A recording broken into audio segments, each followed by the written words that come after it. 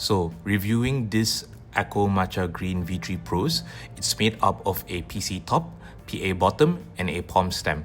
What's interesting is that it comes at a 3.8mm total travel, so with this, it should lean more towards like a deep clack sort of switch with the long pole.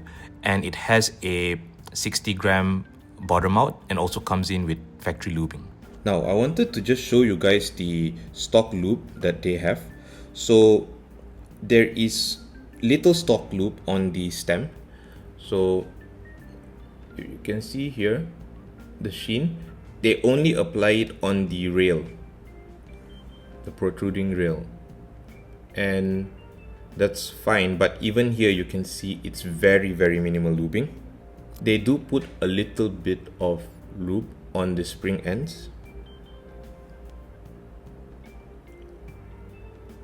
It's very hard to see here, even I can't see it, but on certain stock switches you can see a little bit more of a bigger glob. Not on this switch though, but it is there. And finally on the stem, on the housing, bottom housing, you can see there's a massive amount of lube on the rails. You can see that blob there. Okay. Same story on the other side. A little bit of leaf lube, but just a tad bit. Alright, so let's move into the stock versus lube test. So FGH is stock, lubed.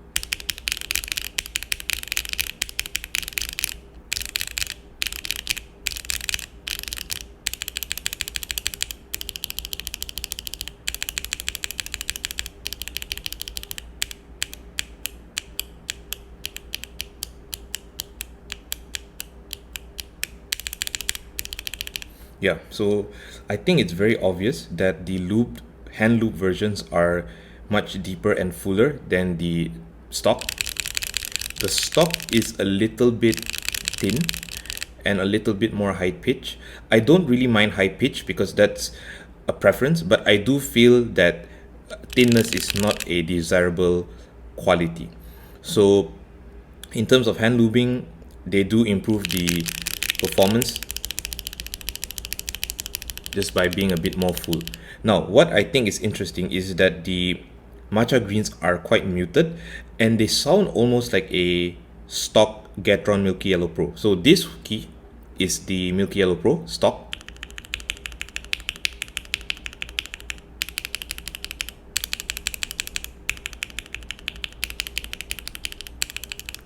Milky Yellow, Loop Matcha Greens, stock matcha green.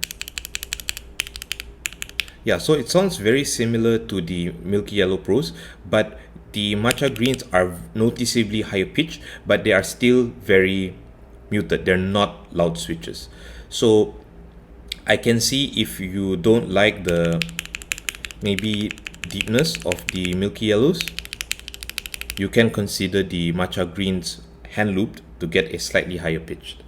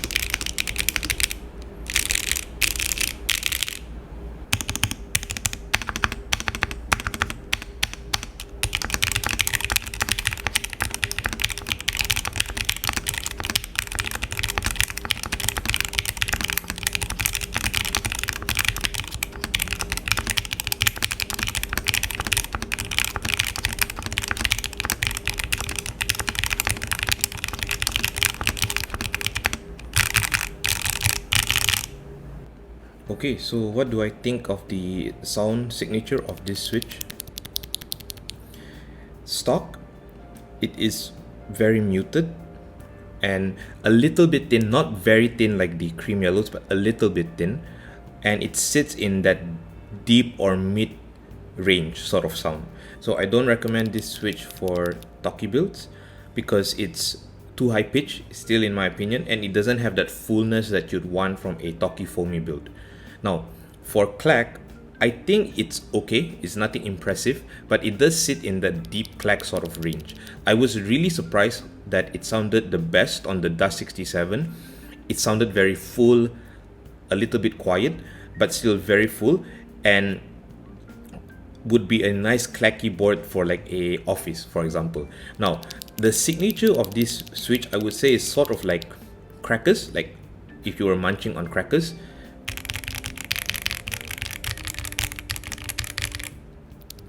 Yeah, so that's sort of the sound signature I feel from the sound signature I hear from this switch, and it has a very loud top out sound.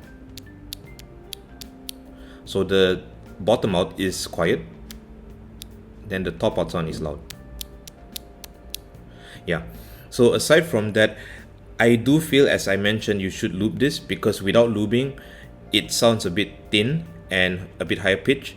Thin is not my type, so I would lube them to get a deeper tone. This one is a relatively quiet switch, not as quiet as the milky yellows, but it hovers around, like, let's say a 57, 58, 57 decibels. So that's just below a conversation type of volume. So really quiet, you can use this for an office build, no problem.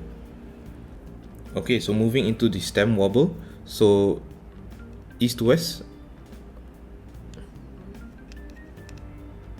there's not a lot of stem wobble as expected because it's a box stem. And then north to south,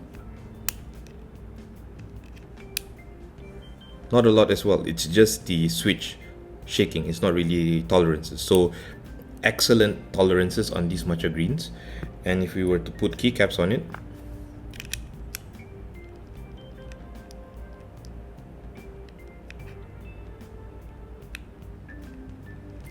overall very good tolerances. So there's no reason to film these guys, and they can just be used out of the box as expected of a box stem.